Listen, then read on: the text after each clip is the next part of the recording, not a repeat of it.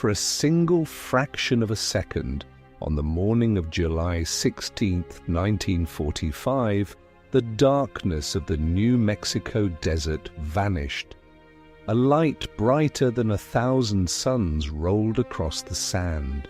Mountains that had stood in blackness for 100 million years were lit up as if it were noon, and a small group of scientists hidden in bunkers miles away watched the birth of a fire that human hands had never held before.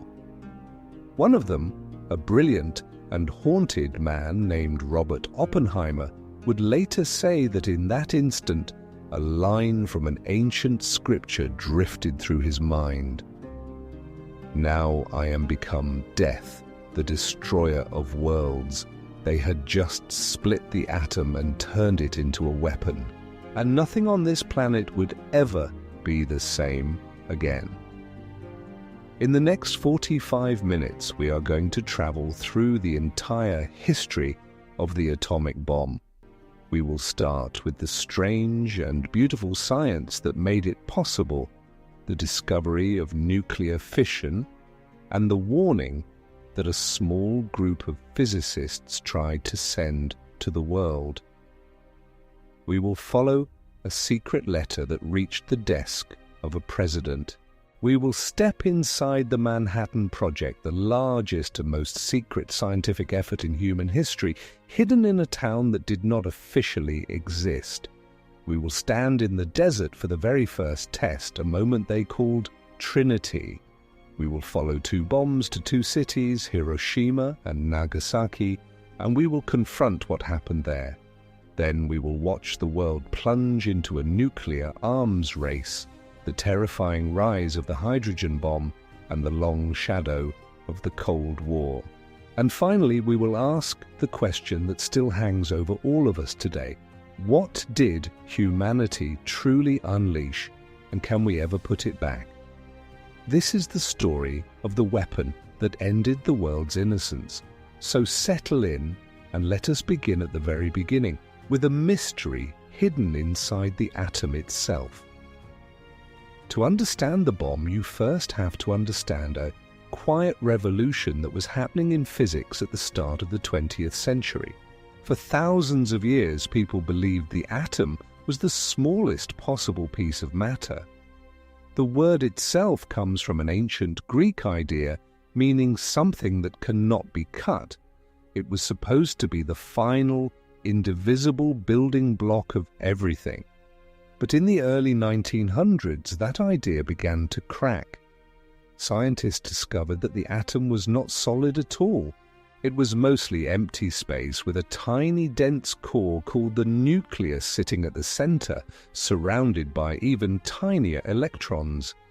And inside that nucleus was a staggering amount of energy, locked away, waiting. In 1905, a young clerk in a Swiss patent office published a set of ideas that would change the universe. His name was Albert Einstein. Among his discoveries was a short and elegant equation: energy equals mass times the speed of light, squared. In plain language, it said that mass and energy are 2 forms of the same thing, and that even a tiny amount of matter contains an almost unimaginable amount of energy. A single gram of matter, fully converted, could power a city. At the time, it was pure theory. Nobody knew how to unlock that energy. It seemed like a curiosity, a beautiful truth with no practical door. For the next 3 decades, physicists chipped away at the secrets of the atom. They learned to break pieces off the nucleus. They discovered a new particle, the neutron, in 1932. The neutron had no electric charge, which made it the perfect tool. Because it carried no charge, it could slip right into the heart of an atom without being pushed away. Then in December of 1938, in a laboratory in Berlin, everything changed. 2 German chemists, Otto Hahn and Fritz Strassmann, were firing neutrons at uranium, the heaviest natural element on Earth. They expected the uranium to grow slightly heavier or to change into a nearby element. Instead, they found something impossible. After the experiment, their sample contained barium, an element roughly half the weight of uranium. The uranium atom had not chipped. It had split in two. Hahn was so confused by his own results that he wrote to a former colleague, a brilliant Austrian physicist named Lise Meitner. Meitner was Jewish, and she had recently been forced to flee Nazi Germany. In exile, sitting in the snow during a walk with her nephew, the physicist Otto Frisch, she worked out the mathematics. The uranium nucleus had become so unstable that it had broken apart, releasing energy exactly as Einstein's equation had predicted. She gave the process a name borrowed from biology, the way a living cell divides. She called it fission. But there was something else, something far more dangerous. When the uranium atom split, it did not only release energy, it also spat out more neutrons. And if those neutrons struck other uranium atoms, they could split those too, releasing even more neutrons and more energy in a cascade that doubled again and again. A chain reaction. One atom triggers two, two trigger four, four trigger eight, faster than the mind can follow. If it could be controlled, it could be a source of limitless power. If it happened all at once, in a fraction of a second, it would be an explosion unlike anything the world had ever seen. Among the physicists who understood the terrifying implications was a Hungarian named Leo Szilard.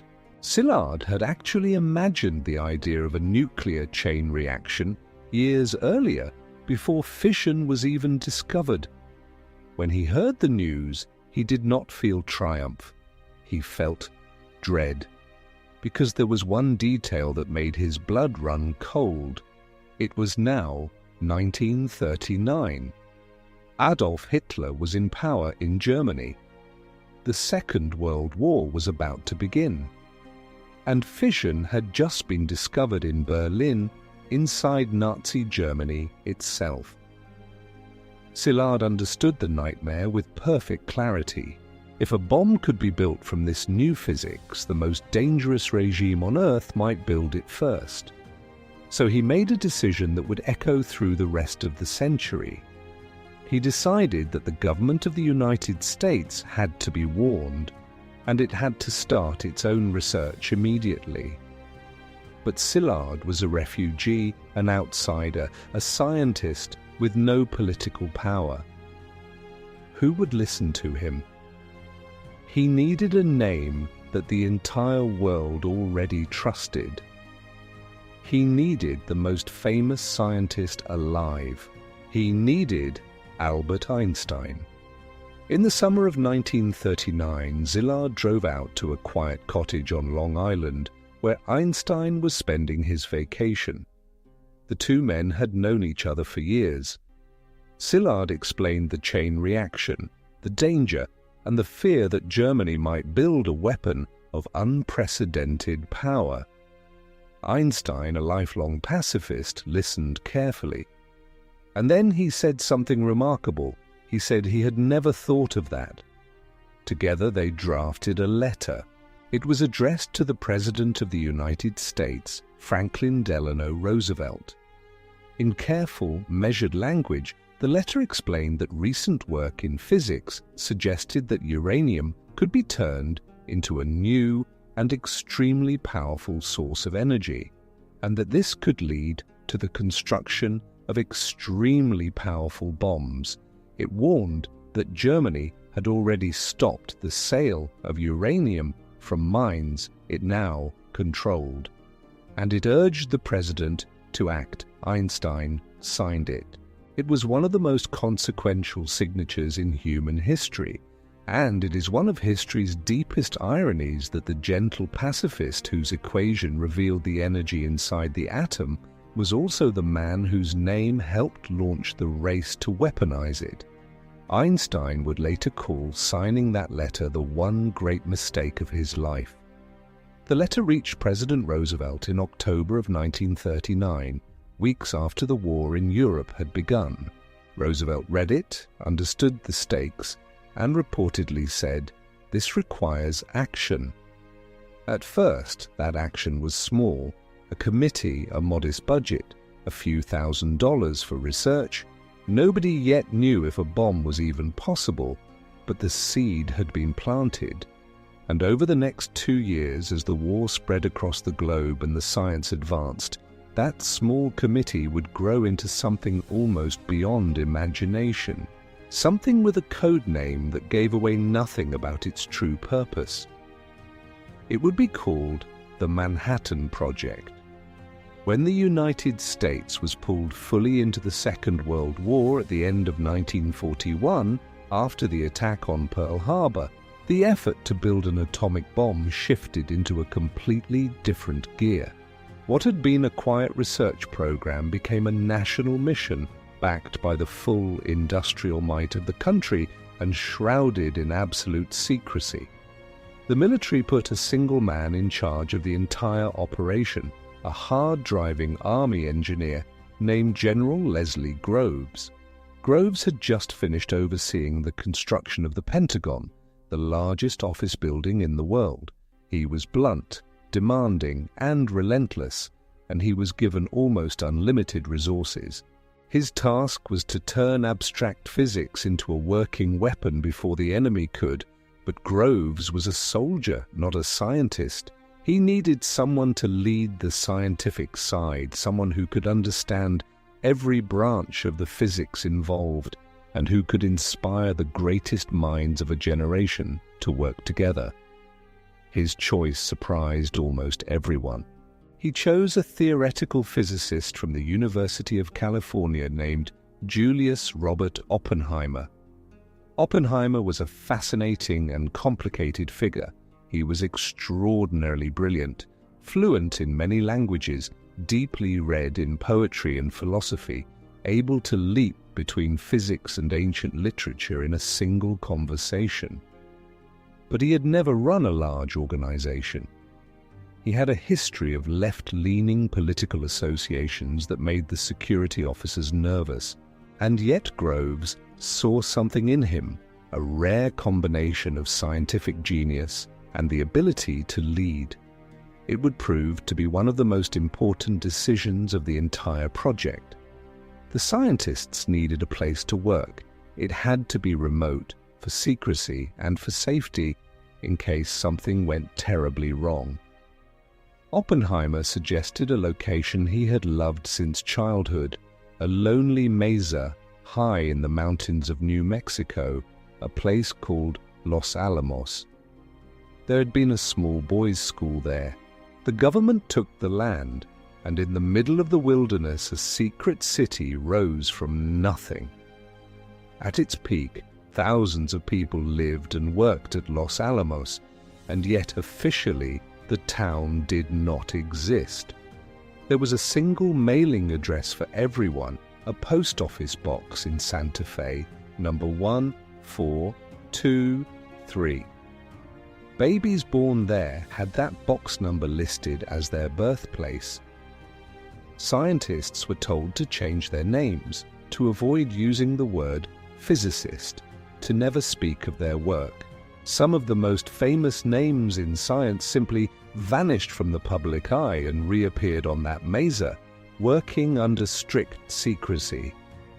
And the Manhattan Project was far larger than just Los Alamos. It was a sprawling empire of secret sites across the country. The single hardest part of building the bomb was not the physics, it was getting the fuel. Natural uranium is almost useless for a bomb because only a tiny fraction of it, a rare version called uranium-235, can sustain an explosive chain reaction. Separating that rare uranium from the ordinary kind required enormous, city-sized factories. In the hills of Tennessee, a secret site called Oak Ridge grew into one of the largest buildings on Earth, consuming staggering amounts of electricity, more than many entire cities, all to slowly, painfully extract tiny quantities of usable uranium. In the state of Washington, at a site called Hanford, the government built giant nuclear reactors to manufacture an entirely new, man-made element that could also fuel a bomb, an element called plutonium. In total, the Manhattan Project would employ around 130,000 people and cost about $2 billion, an almost unthinkable sum at the time. And the overwhelming majority of those workers had no idea what they were actually building. Back at Los Alamos, the scientists faced a brutal race against time and against physics. They were not building one bomb. They were building two completely different designs because they had two different fuels and were not sure which would work. The first design used uranium. It was elegant in its simplicity. The idea was to take two pieces of uranium, each too small to explode on its own, and slam them together with such force that they formed a single mass large enough to trigger an instant chain reaction. Essentially, it fired one piece of uranium down a gun barrel into the other. They were so confident in this design that they never even tested it before using it. This uranium bomb was given the code name Little Boy. The second design was far more difficult. It used plutonium, and plutonium could not be used in a simple gun design because it would react too quickly and fizzle before it could fully explode. So the scientists invented something radically new. They surrounded a small ball of plutonium with a precisely engineered shell of high explosives. When those explosives detonated, they had to crush the plutonium inward from every direction at exactly the same instant, squeezing it into a super-dense core that would explode. This was called implosion, and the timing had to be perfect to a fraction of a millionth of a second. If a single part of the shell fired slightly early or late, the whole thing would fail. This plutonium bomb was given the code name Fat Man. For years they worked, they calculated, they built, they failed, and they tried again. Great physicists like Enrico Fermi, who had already built the world's first nuclear reactor under a stadium in Chicago, worked alongside young researchers barely out of university.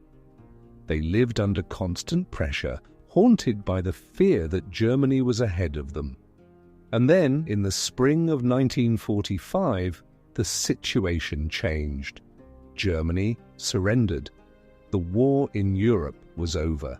The original reason for the project, beating the Nazis to the bomb, had disappeared. Yet the work did not stop. The war against Japan was still raging in the Pacific, and it was expected to be long and horrifyingly bloody. The bomb was no longer a race against Hitler, it had become something else, and the plutonium implosion design was so complex, so uncertain, that the scientists knew they could not simply trust it. They had to test it first. They chose a barren stretch of desert in New Mexico for the trial. Oppenheimer gave the test a name, drawn from a poem. He called it Trinity.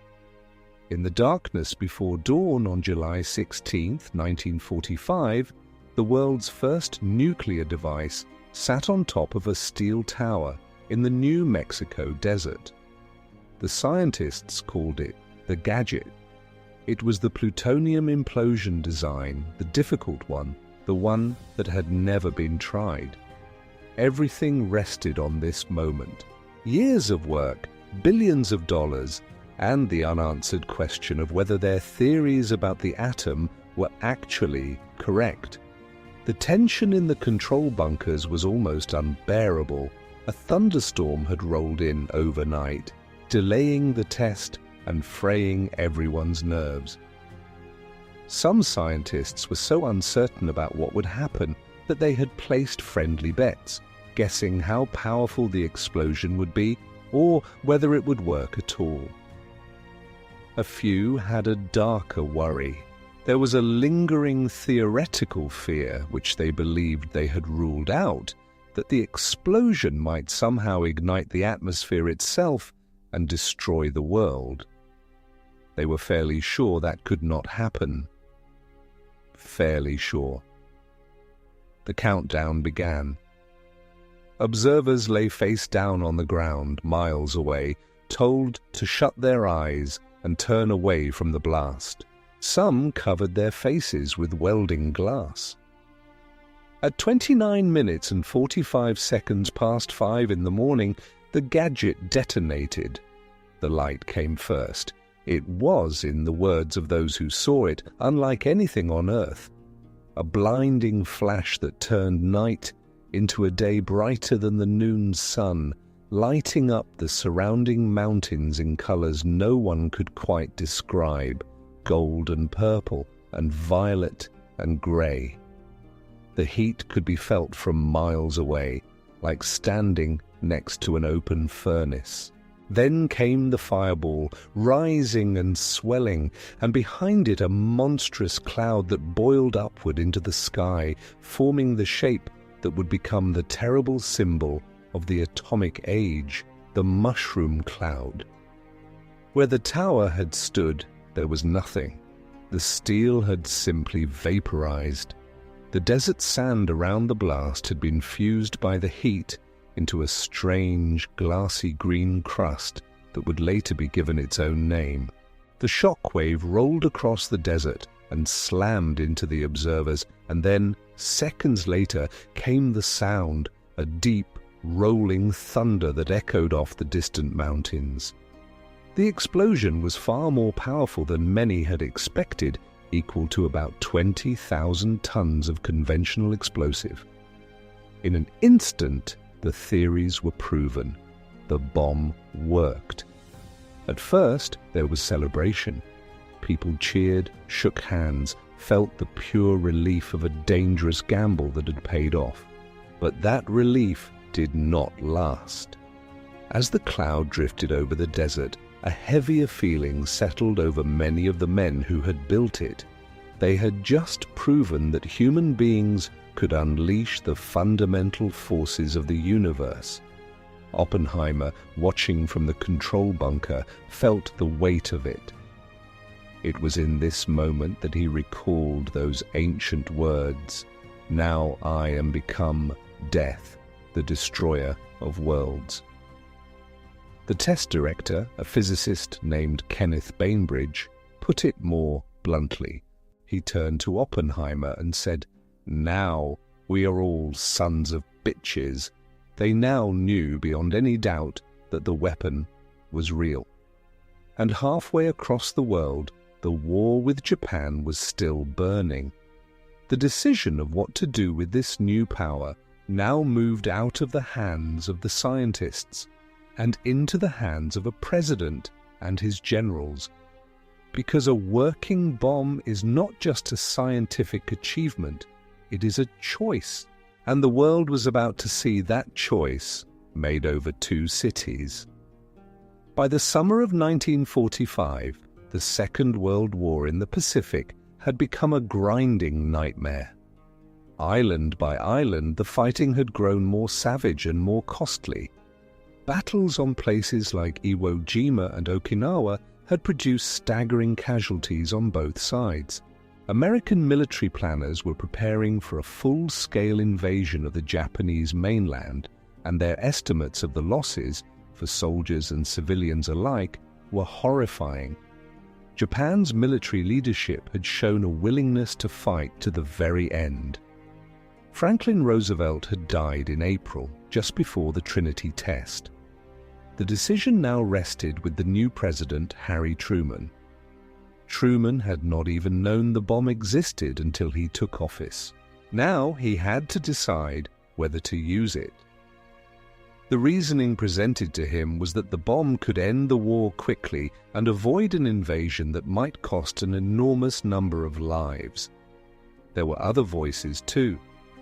Some of the scientists who had built the bomb, including Leo Szilard, the very man who had helped start it all, now begged the government not to drop it on a city without warning. They had wanted a weapon to deter Hitler. They were horrified at the thought of it being used on civilians. But their petitions did not change the course of events. The decision was made. The bomb would be used.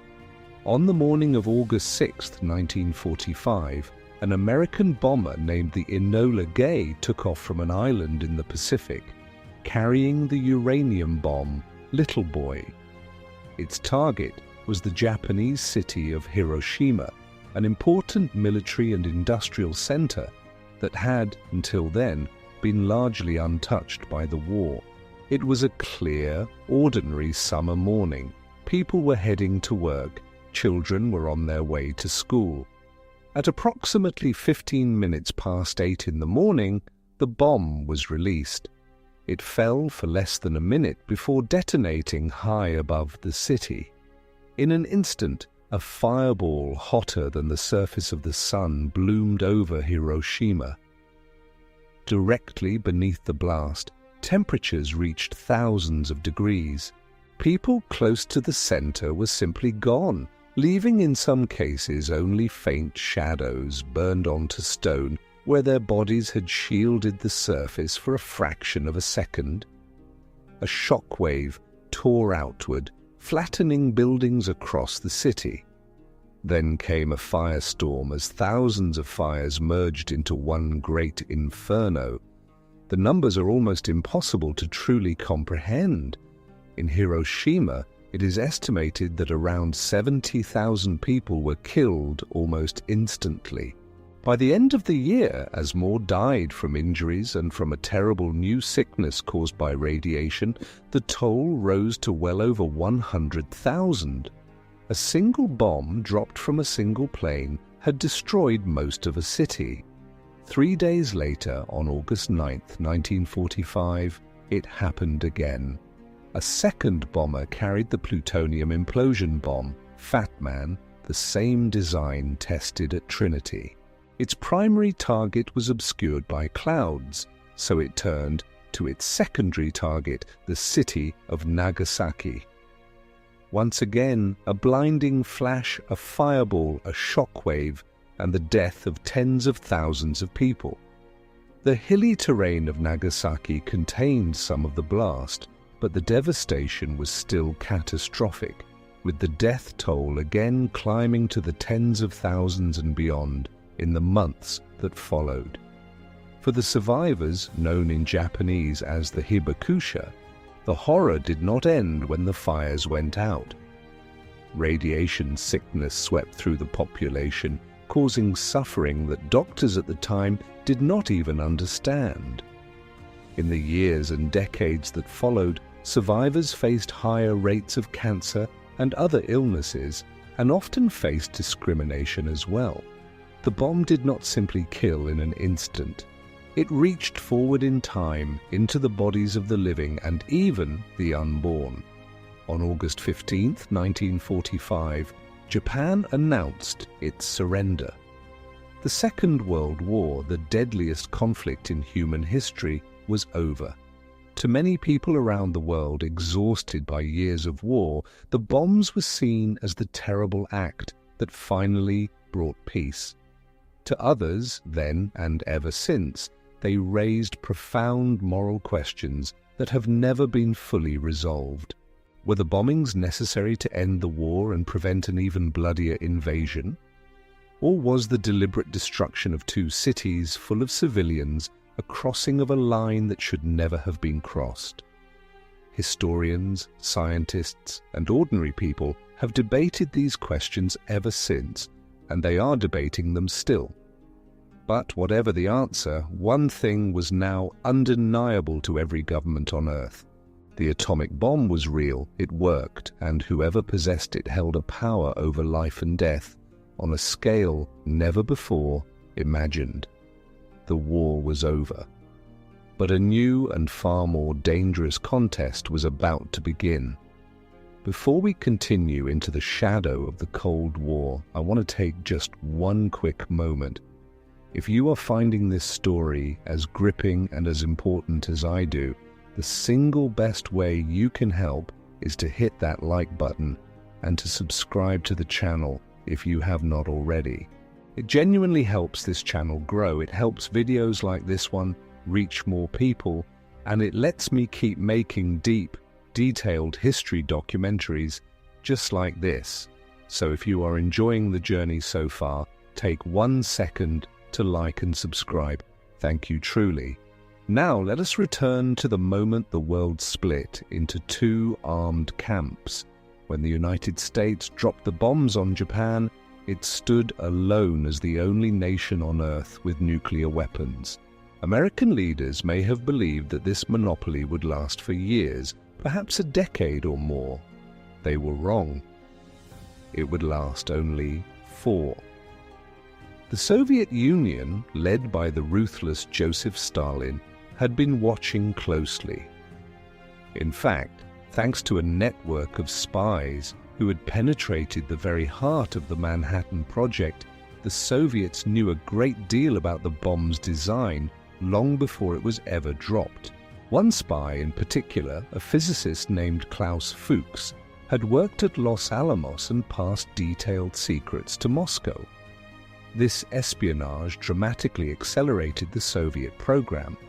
In August of 1949, the Soviet Union detonated its own atomic bomb. The American monopoly was over. And with that single event, the world entered a new and terrifying era. Two superpowers, the United States and the Soviet Union, now faced each other across an ideological divide, and both possessed the power to destroy cities in an instant. This was the beginning of the Cold War, a decades-long standoff that never erupted into direct war between the two giants, precisely because the consequences would have been unthinkable. The American response to the Soviet bomb was to reach for something even more powerful. If the atomic bomb worked by splitting heavy atoms apart through fission, scientists now understood that there was another, far greater source of energy, the same reaction that powers the sun itself. It worked by fusing light atoms together, a process called fusion. A weapon built on this principle came to be known as the hydrogen bomb or the thermonuclear bomb. The difference in scale is almost impossible to grasp. The bombs dropped on Japan had the power of tens of thousands of tons of conventional explosive. A hydrogen bomb could have the power of millions of tons. It was not an improvement on the atomic bomb. It was a leap into an entirely different category of destruction. Some scientists, including Oppenheimer himself, were deeply opposed to building it, arguing that a weapon of such limitless destructive power served no reasonable military purpose and was fundamentally a weapon of genocide. But in the fearful climate of the Cold War, those objections were overruled. In November of 1952, the United States tested the first full-scale hydrogen device. The explosion was monstrous, vaporizing an entire small island in the Pacific and carving a crater into the sea floor. Once again, the Soviet Union followed within a few years.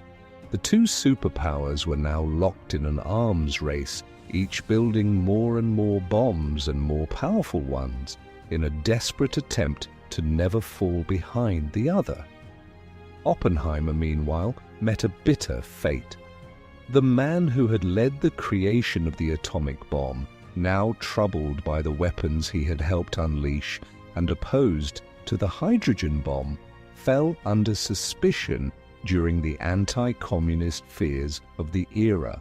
In a humiliating public hearing, his security clearance was stripped away, and the government he had served turned its back on him. The father of the atomic bomb was cast out, a symbol of how the weapon consumed even those who created it. Through the 1950s and 60s, the arsenals grew to staggering, almost unimaginable sizes. At the peak of the Cold War, the two superpowers together possessed tens of thousands of nuclear warheads, enough to destroy human civilization many times over. New ways to deliver these weapons were developed, not just bombs dropped from planes, but missiles that could cross oceans in minutes and submarines that could hide beneath the sea, ready to strike at any moment. Out of this madness emerged a strange and chilling logic, a doctrine that came to be summed up in a single, fitting word: madness itself. It was called mutually assured destruction. The idea was simple and horrifying. If either side launched a nuclear attack, the other would have enough surviving weapons to strike back and utterly destroy the attacker. Both nations would be annihilated, and so, precisely because the outcome would be total mutual suicide, neither side would ever dare to start a war. Peace, such as it was, rested on the guarantee of shared destruction. This was the nightmare that ordinary people lived under for decades. Children practiced hiding under their school desks in drills that would have done nothing to save them. Families built fallout shelters in their backyards, and the whole world understood that somewhere, in hidden bunkers and silent submarines, the weapons waited. The closest the world ever came to the edge arrived in October of 1962 during the Cuban Missile Crisis. The Soviet Union had begun placing nuclear missiles on the island of Cuba, just off the coast of the United States. For 13 agonizing days, the two superpowers stood eye to eye, and the world held its breath, closer to nuclear war than it had ever been before or since. In the end, through tense negotiation and a few moments of extraordinary restraint by individuals on both sides, the crisis was resolved. The missiles were withdrawn. Humanity stepped back from the brink. But everyone had seen clearly just how close the edge really was. That terrifying near miss helped push the world toward a new idea, that these weapons had to be controlled. Over the following decades, nations began to sign treaties, first to limit nuclear testing, then to try to slow the spread of nuclear weapons to new countries, and later to actually reduce the size of the enormous arsenals the superpowers had built. It was slow, difficult, and imperfect work, driven by the shared understanding that a full nuclear war would have no winners at all. When the Cold War finally came to an end around the beginning of the 1990s, with the collapse of the Soviet Union, many people hoped that the nuclear nightmare might fade into history. The vast arsenals were reduced from their terrifying peaks. The immediate fear of a war between the superpowers eased, but the weapons themselves did not disappear, and the knowledge of how to build them can never be erased. Which brings us to today, and to the shadow that still hangs over every one of us. More than 75 years have passed since that first flash of light in the New Mexico desert, and in all that time, nuclear weapons have been used in war only twice, in those 2 August days over Hiroshima and Nagasaki. In one sense, that is a remarkable fact. The most destructive weapon ever created has been held back again and again at the very edge, but the danger has never truly left us. Today, several nations around the world possess nuclear weapons. Some have declared them openly. Others are widely believed to possess them without official acknowledgement. Together, these countries still hold thousands of warheads, many of them far more powerful than the bombs that destroyed 2 Japanese cities. The technology that once required the secret labor of 130,000 people and the industrial might of a superpower has spread, and the fear that more nations, or even non-state groups, might one day acquire such weapons remains one of the gravest concerns of our age. The legacy of the atomic bomb is not only one of fear. The same science that created the weapon also opened doors that have changed our world in other ways. Nuclear energy powers cities and even ships and submarines. The study of radiation transformed medicine, giving us new ways to see inside the human body and to fight diseases like cancer. The atom, it turned out, was not only a source of destruction, but also of light and healing. This is the double-edged nature of the knowledge we unlocked. The very same understanding of the universe can be turned to save lives or to end them on a massive scale. And that choice, ultimately, does not lie with the atom. It lies with us. Perhaps that is the deepest legacy of all. Before 1945, humanity had waged terrible wars, but we had never held the power to end our own existence. After that summer, we did. For the first time in the long story of our species, we became capable of destroying not just an enemy, not just a city, but potentially our entire civilization. We gained a kind of terrible, godlike power, and with it, a responsibility that no generation before us had ever carried. The scientists who stood in the desert that morning understood this. Many of them spent the rest of their lives wrestling with what they had done, warning the world, pleading for control, and hoping that the fire they had unleashed would never be used again. Oppenheimer spent his final years advocating for international cooperation and for restraint.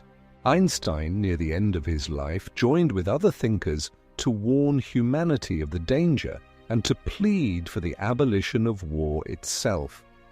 They had opened a door that could never again be closed. All they could do was beg the rest of us to be wise enough not to walk through it.